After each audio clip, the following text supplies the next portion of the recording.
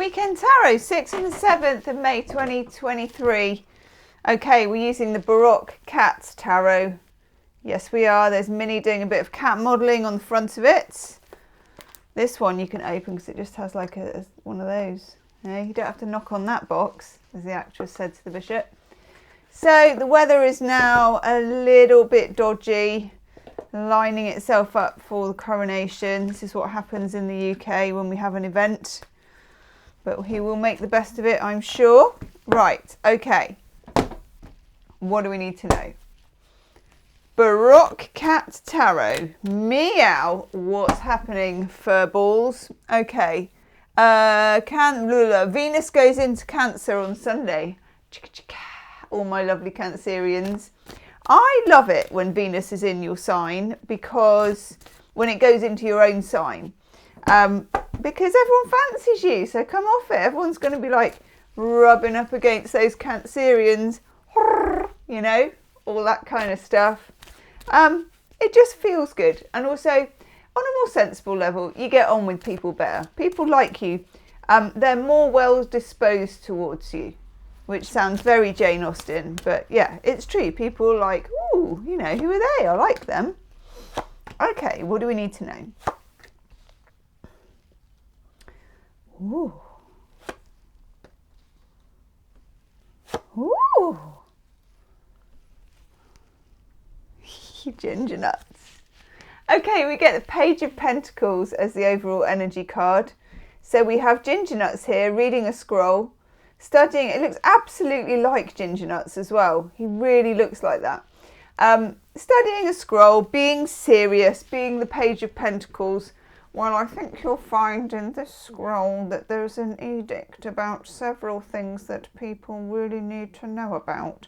Would you like me to read it for you very slowly and carefully? And you're like, yeah, but we need this energy. We're going to need this energy probably to get through the next week. Because we've got this lunar eclipse in Scorpio, we've got stuff going on which we'll look at. We're going to need forbearance. We're going to need forbearance. Let's have a looky-see. Biddly bop, fiddly bop, middly bop. Oh my God, look at that, it's terrible.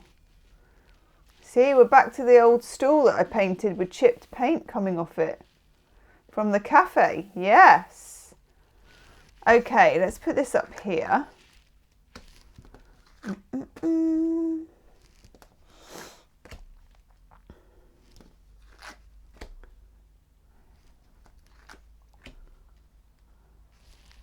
That's better. That almost looks like I meant it, and like it, I was going to say like it fills the shape, as the actress said to the bishop yet again.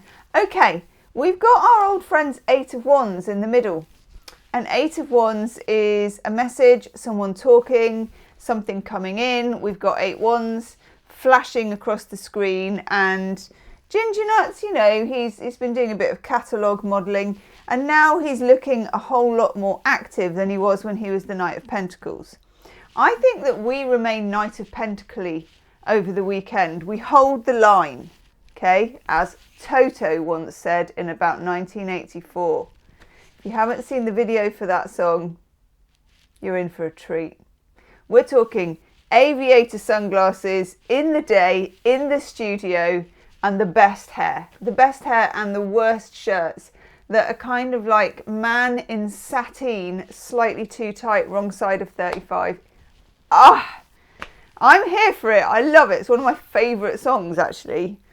But there you go. Anyway, you hold the line as the Page of Pentacles. So you're thinking to yourself, or knowing to yourself, I'm good, I'm steady, all this weirdness is happening around me, they're being weird, that message is coming in, this is happening, I don't know how to process that, but I'm just going to hold the line.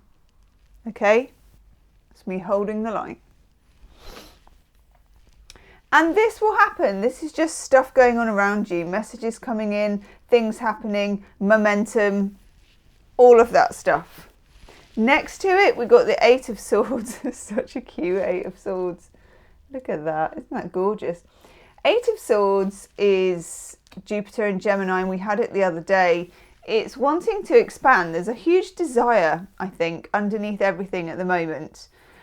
which is what we get with the Eight of Wands, which I think, smelly book, is something in Sagittarius. I'm going to say something like Jupiter in Sagittarius, but I don't know. Let's have a looky-see, shall we, peeps? We're looking in the smelly book. There's my smelly book, because everybody always asks me about the smelly book. Anglo-Saxon, the Tarot Handbook. Super smelly, not when you buy it, but just now. Mercury in Sagittarius. Okay, nice. So think about Mercury, the thinking planet, the communicating planet, the planet of processing, and also Mercury's in retrograde at the moment. Think of it in the sign of Sagittarius. So think of Jupiter ruled Sagittarius, Mercury wanting to go like this and grow. Okay, that was do you remember when you were a kid and you used to do those awful PE lessons when you'd have to be an acorn growing into a tree? That was Mercury growing into Sagittarius. There you go. And what's happening here with Jupiter in Gemini is your brain wants to expand. You want to expand, you want to break the bounds, you want to get out, and at the same time you feel like you can't. But you can, okay? It's just a question of dropping your self-limiting beliefs. Or just keeping your eye on the prize, as the Page of Pentacles does, and holding the line, okay? That will do in itself. We have the Knight of Cups and the Queen of Cups here. Look at this gorgeous Knight of Cups. We've had the Knight of Cups an awful lot, haven't we? We had it in the Scorpio reading, I think. The full moon in Scorpio reading. Go and have a look at that if you haven't already. It came out yesterday or the day before or something like that. We had the Knight of Cups then. There's stuff knocking around. There's messages knocking around. There's offers knocking around. Some of it's good, some of it not so good. You need to have your boundaries in place.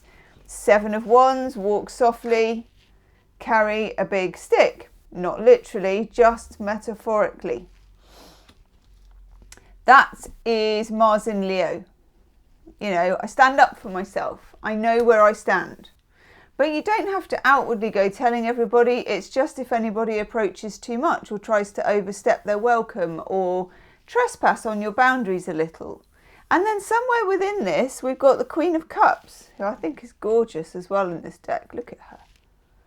Queen of Cups, Pisces, Cancer, Scorpio energy, or the energy of using your intuition as a superpower.